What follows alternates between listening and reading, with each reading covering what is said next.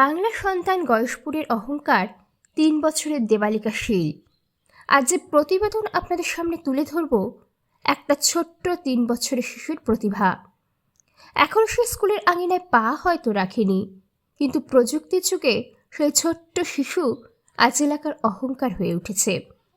একটু অবাক হওয়ার মতো, কিন্তু এই ছোট্ট শিশু আন্তর্জাতিক স্তরে ইংলিশ আইকিউ টেস্টের লক্ষাধিক শিশুর মধ্যে ৪,০৮৮ স্থান অর্জন করেছে। How I wonder of you are half Avanda also has like a diamond in the sky. Gayeshpur পৌর অঞ্চলের বাসিন্দা ছোট্ট শিশু দেবালিকা শীল। সে ইংরেজিতে বক্তব্য রাখছে। তার বিষয় ছিল ইংলিশ পাবলিক স্পিকার। এটা গয়েশপুরের কাছে গর্বের। দেবালিকা নামটি মূলত সংস্কৃত থেকে এসেছে, যার অর্থ ছোট্ট দেবী। হিন্দু ধর্মে পবিত্রতা এবং স্বর্গীয় গুণের প্রতীক হিসাবে ধরা হয়। সত্যি যে এই শিশুর নামকরণ করেছিলেন তিনি সার্থক। শিশুর পিতা সুদেব শীল, মাতা তমালিকা মজুমদার। আজ দেবালিকার প্রতিভায় আনন্দের চোখে জল বাদ মানল না পরিবারের অন্য সদস্যদের। কেন আপনার খুশিতে জ্বলেছে, কি আর বলবো, খুশি বলেন, খুব আনন্দে আমার এরকম আমার চোখটা খুলে আমার ভিতরে যা আনন্দ হচ্ছে এর জন্যই চোখে জল। অনেক বড় হয়, এটাই বড় আশা। কি নাম? আমার নাম শ্যামল মজুমদার। আমার নাতনি, মেয়ের ঘরে নাতনি। খুশি তো আপনি? হ্যাঁ, আমি 100% খুশি। আমরা ঈশ্বরের কাছে প্রার্থনা করি দেবালিকা আরও বড় হয়ে উঠুক, শুধু গয়েশপুর নয়, দেশের অহংকার হয়ে উঠুক।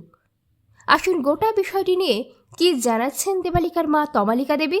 ওয়ার্ল্ড ওয়াইড একটা কম্পিটিশন হয় বাচ্চাদের আইকিউ অ্যান্ড মেরিট টেস্ট, যেটা টোটাল ডিপেন্ড করে ইংলিশ পাবলিক স্পিকিং কোর্সের ওপরে। তো সেখানে সারা বিশ্বের মধ্যে ৩ থেকে ৫ বছর বয়সী ১,০০,০০০ শিশুদের নিয়ে এটা হয়। তো সেখানে ও ওয়ার্ল্ড ওয়াইড ৪,০০০ র্যাঙ্কে এসছে, এবং যেখান থেকে দেখা হয় হচ্ছে পাবলিকলি একটা বাচ্চার সাথে, কারণ এখন তো ইংলিশ একটা গ্লোবাল ল্যাঙ্গুয়েজ।